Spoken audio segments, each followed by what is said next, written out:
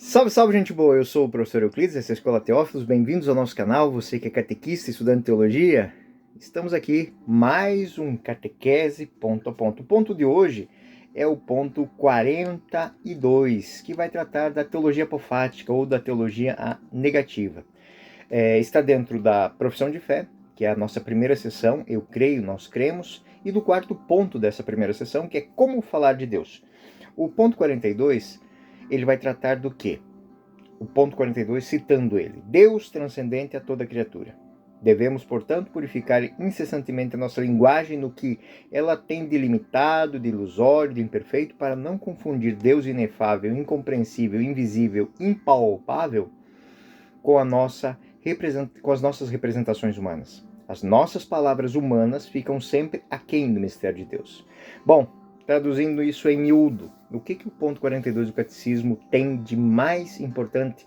Algo que é um dos aspectos centrais da teologia apofática, ou negativa, que trata, assim, das limitações da linguagem humana para descrever Deus. Ou seja, embora a tradição reconheça que é possível falar de Deus através de analogias, temos que reconhecer que devemos constantemente purificar as nossas expressões para evitar confundir representações humanas de Deus com a verdadeira essência, que transcende a toda a criação.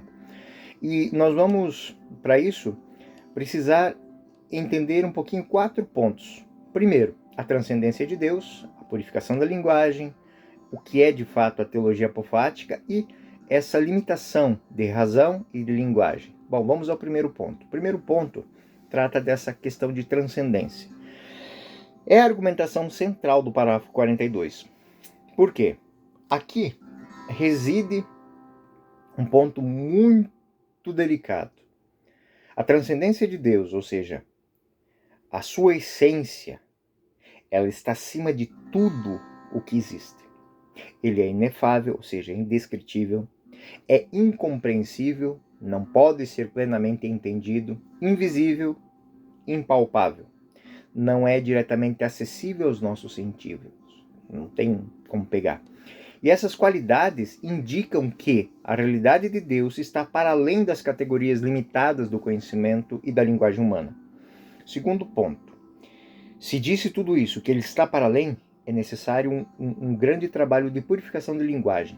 A linguagem humana é, por sua própria natureza imperfeita, limitada, pois se baseia em experiências do mundo criado, daquilo que eu posso ter em minhas mãos, daquilo que eu posso falar, sentir, mas enquanto experiência. Como Deus é transcendente a toda a criação, nenhum termo ou conceito humano poderá abarcar completamente o mistério de Deus. Talvez aqui é algo muito interessante, porque o nome Yahvé no Antigo Testamento, eu sou aquele que sou, é algo muito profundo, porque para o momento, para a humanidade, é o mais excelso que tem, ou seja, ele é. Nesse está tudo que só ele pode definir, só ele. Então a teologia apofática nos convida a purificar a nossa linguagem, o que significa que sempre que usamos termos humanos para falar de Deus, devemos reconhecer que eles são inadequados plenamente para aquilo que queremos. Palavras como Deus é bom, Deus é justo, Deus é poderoso, quando aplicadas a Deus, são verdadeiras, sim, mas sempre saber que elas são o conceito final não é nós que determinamos, mas a própria essência de Deus. Então a nossa linguagem vai estar sempre aquém da realidade divina a ser representada por aquelas palavras ou por aqueles conceitos. Teologia apofática é a argumentação que está enraizada na tradição da teologia negativa, ou seja, quando nós falamos de algo, estamos falando de Deus, estamos falando quando estamos falando de Deus, não estamos falando das coisas. E quando eu estou falando das coisas para falar de Deus, eu estou falando das coisas. Segundo a teologia apofática, é mais adequado dizer o que Deus não é do que afirmar o que ele é. Porque qualquer afirmação positiva corre o risco de limitar a grandeza de Deus, a nossa capacidade humana de compreensão. Isso é algo muito, muito, muito, muito importante quando nós estamos dando catequese. Por quê? Porque muitas vezes nós não temos essa preparação, nós não temos esse feeling, essa sensibilidade para entender que uma coisa é o que eu estou falando, outra coisa é que está sendo entendido. Para mim está muito claro, mas de repente para aquela criança, para aquele adolescente ou para aquele adulto também que não tem um contato com isso, quando eu estou falando que Deus é Pai, ele está pegando o conceito que ele tem aqui na cabecinha, o conceito que estão dizendo que Deus é, está juntando. Se isso não for bem entendido e a visão de pai dele não for a melhor visão do mundo, é um pai bruto, vingativo, perseguidor, que maltrata, a compreensão de pai dele, né? Isso aqui é algo muito importante para a gente entender, porque o núcleo onde estão os maiores conceitos que a gente usa para falar de Deus, pai, mãe, filho, irmão, é sempre atacada. Porque se eu destruo o conceito, se eu destruo, né, a linguagem, se eu deturpo a linguagem, eu estou deturpando o quê? A visão, o entendimento. Olha como isso é interessante para se pensar. Em alguns países, o regime totalitário que se instaurou lá mudou a fonética, mudou a língua, o som das palavras, mudou a fonética. Porque onde eu falava uma palavra e essa palavra vinha carregada com toda uma história, mudando a fonética, quando eu ouço falar, eu apaguei a história. Aquela cidade não existe com aquele nome, né? Então, isso é algo que a gente tem que entender muito bem, porque quando nós destruirmos o conceito de mesa, o conceito de sacrifício, o conceito de doação, de abnegação, o conceito de fraternidade, o conceito de amor, o conceito de pai, o conceito de mãe, o conceito de irmão, o conceito de família. Quando nós destruirmos tudo isso, quais serão as ferramentas que teremos para falar com Deus? Nós vamos perder esse ferramental para falar de Deus. Então, quando nesse ponto 42, nós estamos dizendo que a linguagem ela é imperfeita. E nós podemos mais falar o que Deus não é do que aquilo que Ele é. Porque nós não temos essa concepção. Mas lembrar que aquilo que a gente tem, quando a gente usa, tem que usar da maneira mais purificada possível. Limitações da razão e da linguagem, que é um outro ponto. A razão humana pode conceber e compreender somente até certo ponto o conhecer de Deus, especialmente através da criação. Nós já vimos isso nos parágrafos anteriores. Mas aqui é muito interessante nos aproximarmos de Deus. Quando nos aproximamos de Deus, devemos reconhecer que a nossa razão, nossa linguagem são insuficientes para captar essa plenitude. Isso significa que, embora nós possamos afirmar certas coisas sobre Deus com base na criação, com base na nossa experiência de conceitos humanos, precisamos ser cautelosos para não projetar as nossas limitações humanas no ser de Deus. Porque Ele é fonte. Ele não é apenas um comparativo. Ele é a fonte, Ele é a perfeição daquele conceito que eu aplico a mim. É pai, pastor, irmão, filho. Tudo isso está em Deus. Mas em Deus está em plenitude. Em mim está em fração. É em fractário isso. Bom, a argumentação que o catecismo nos dá para entender isso está fundamentada na tradição. São Tomás de Aquino, na Suma Teológica, no livro 1, na questão 12 e 13, ele argumenta que podemos conhecer de maneira indireta e imperfeita. E as nossas palavras sobre Deus são sempre analogias. Ele defende também que o conceito humano aplicado a Deus deve ser sempre compreendido de maneira analógica, lembrando que quando eu estou falando de pai, não estou tomando como ponto de partida o pai humano. Eu estou tomando como ponto de partida todos os atributos de perfeição que existem no conceito pai e ainda são poucos diante do que é o conceito de pai em Deus. O pseudo-Dionísio, dito Areopagita, é um dos principais expoentes da teologia negativa. Ele afirmava que a verdadeira compreensão de Deus ocorre quando reconhecemos a incapacidade de nossas mentes de captar a sua essência. Tem uma obra de Dionísio Areopagita chamada Teologia Mística, que ele explora o caminho de conhecimento de Deus pelo desapego das representações humanas, reconhecendo que ele está muito além disso.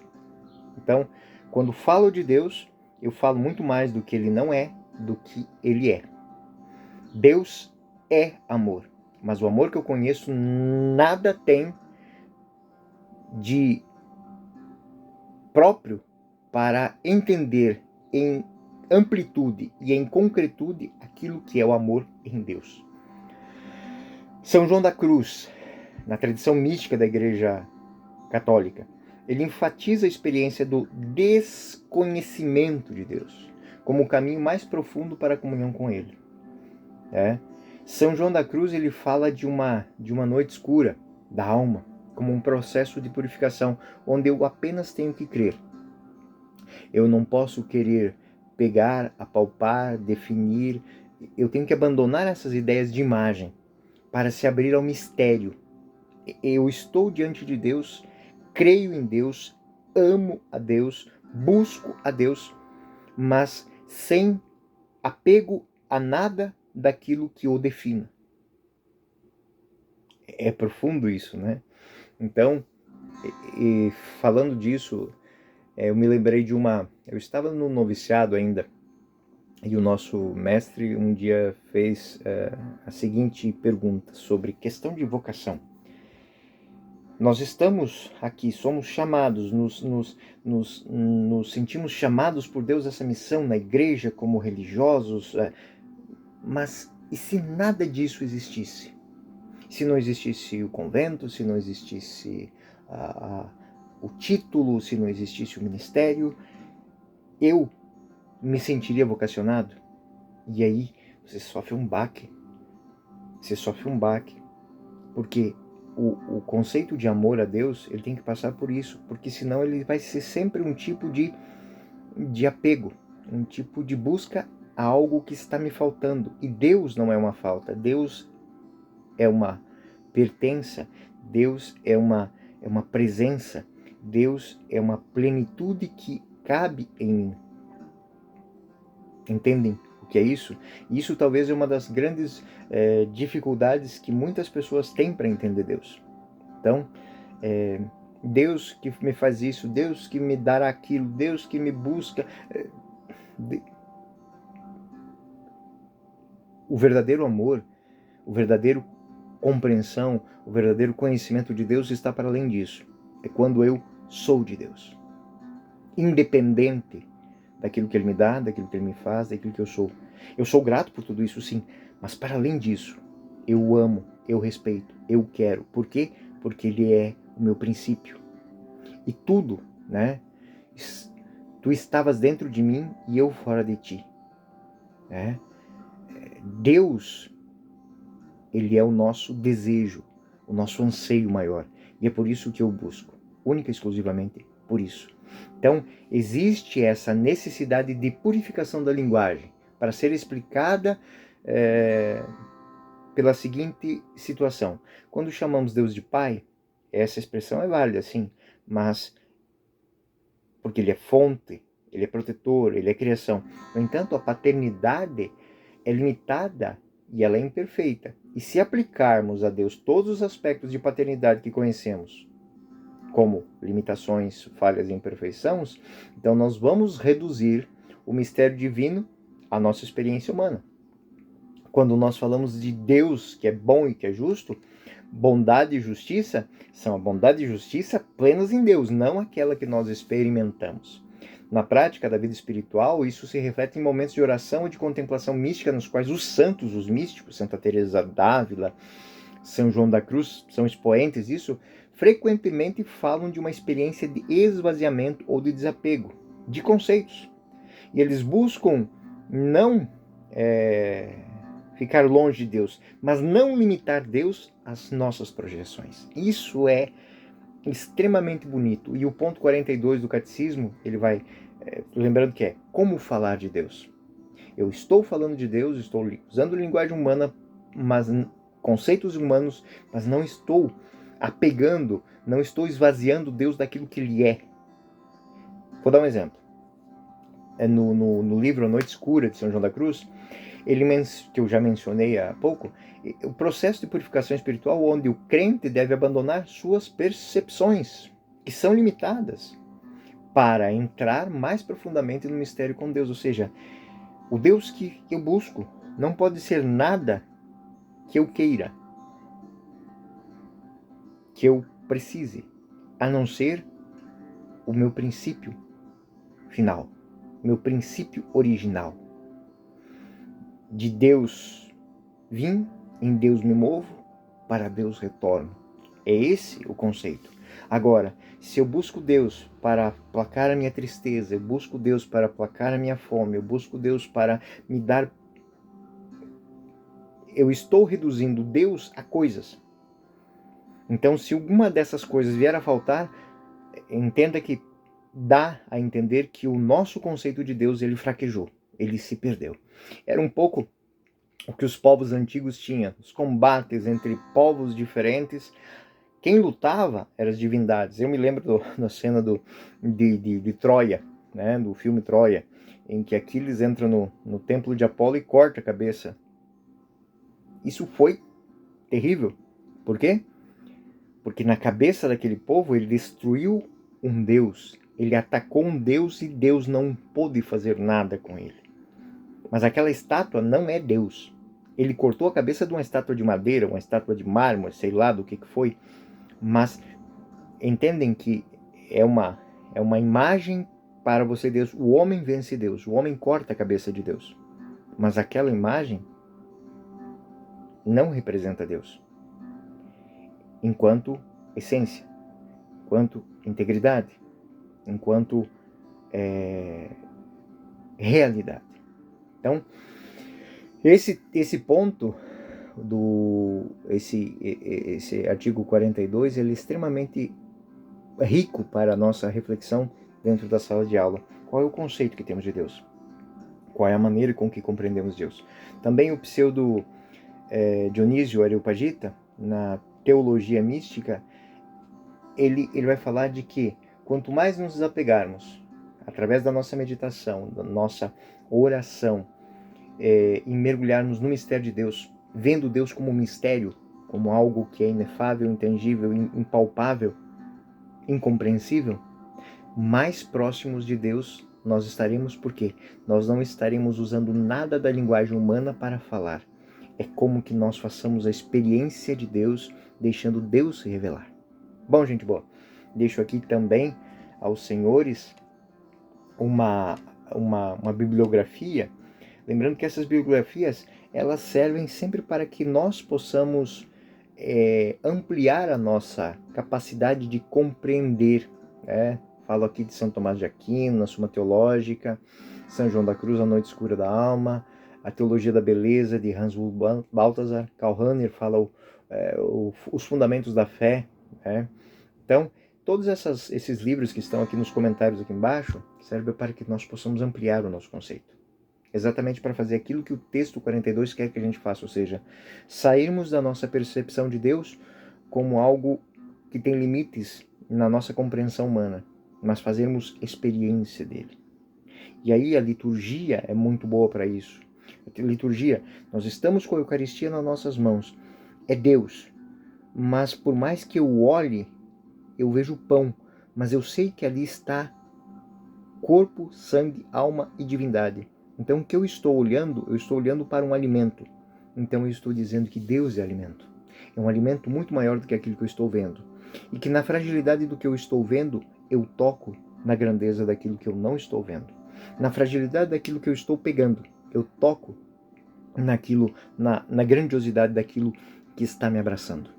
Santo Agostinho, contempla o que sois, recebe o que és. Deus vem à nossa vida quando nós nos deixamos tocar pelo mistério. Bom, eu sou o professor Euclides, dessa escola Teófilos, e este foi mais um Catequese ponto a ponto. Fiquem com Deus, até o próximo ponto.